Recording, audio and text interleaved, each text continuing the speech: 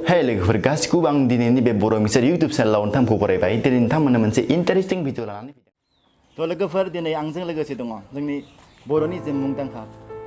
फावखुंग्रि आं बेखौ आरो फिन गोदानै नोंथांमोननो सिनायथि होनो गोनांथि गैया बिथाङानो जाहैबाय फुजि बसुमतारी जाय नोंथांमोना दिनै बिथांनि गोबां फिल्म नुबाय बा बिथांनि गोबां जि जोंनि गेजेराव गोबां मोजां बिथांनि फिल्म बा एलबाम बा शर्ट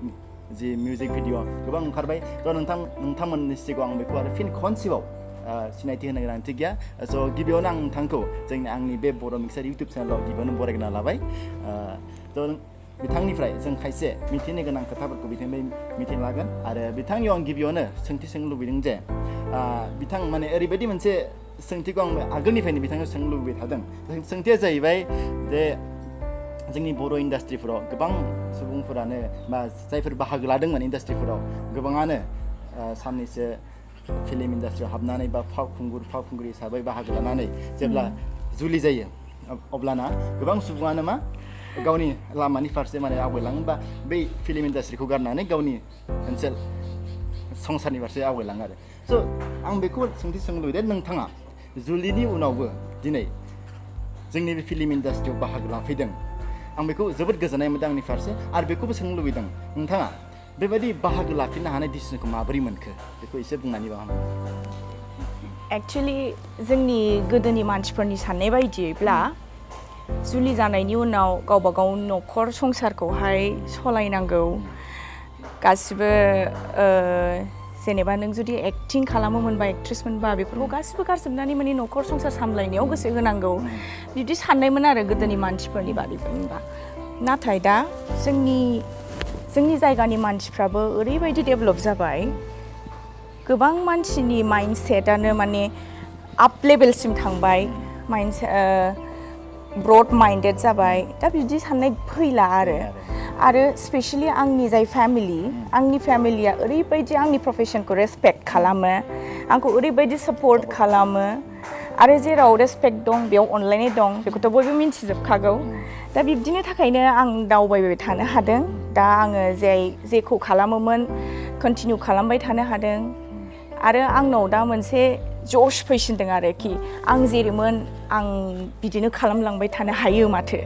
थारमाने हाबा जानायनि सिगां आंना मोनसे गिनाय फैयोमोन कि आं जेरै दा दङ देनां थानो हाहैगोन ना हाहैया गोबां मानसियानो नेगेटिभ कमेन्ट्सबो होदोंमोन पजिटिभ कमेन्ट्सबो होदोंमोन जेब्ला आं हाबा जानायनि सिगां मानसिफ्रा बुङोमोन आंखौ दा हाबा जानो नागिरबाय नोंखौ सोर नायबावनांगौ राइट बिदि होननाया फैयो सोर जेनेबा नों मथि जासिगोन नोङो आरो नोंनि न'खरखौ सामलायनांसिगोन बिब्दि आरो गोबां मानसियानो बुंदोंमोन नाथाय बे दा नंलिया आरो जोबोद सोलायबाय बयनिबो माइन्डसेटआ सोलायबाय स्पेशली आंनि फेमिलि आंखौ जोबोद सापर्ट खालामो and I am very lucky to have a family like that I love you my family आरो नेक्स्ट कुइसन बे सोंथिया जाहैबाय जे नोंथाङा दायो मा फिल्मनि थाखाय दा खामानि मावबाय दं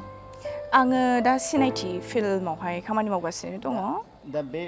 सिनायथिया जायखौ जोङो मिथियो डार्क हर्स मिडिया प्रडाक्सन बे प्रडाक्सनाव नोंथाङा मावनानै माबायदि मोनदों बा बेयाव बाहागो लानानै माबायदि मोनदों डार्क हर्स मिडिया प्रडाक्शन बिनि मानसिफोरा ओरैबायदि टेलेन्टेड आंबो मावनानै ओरैबायदि मोजां मोनदों कि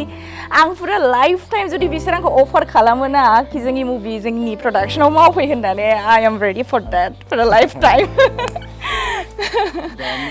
जोबोद साबायखर थाबाय बिथांनिसिम आरो बिथांनियाव मोनसे सोंथि सोंनो लुबैदों जे नोंथांनि बे सिनायथि दा आइडेन्टिटि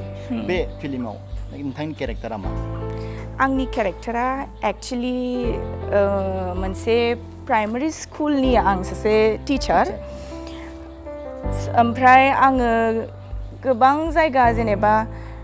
जायगा गोजानाव बेरायनानै बा दावबायनानै आं जोबोद मोजां मोनो एज ए ट्रेभेलार आंनि केरेक्टारा बेयावहाय बिब्दिनो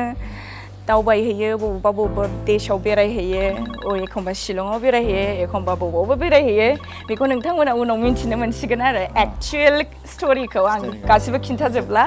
जास्ट बाट जोंनि मुभिया full of suspense full of thriller full of love story and आं मिन्थिगौ बे पुरा सुपार डुपार हिट जाखागोन होननानै स' स्टे ट्युन्ड बयबो दा नेक्स्ट सोंथियाव बेखौनो सोंनो लुबैदों दे नोंथाङा जोंनि गोबां सुबुंफ्रानो मोनसे समाव जोंनि बिथांमोननि मोनसे एलबाम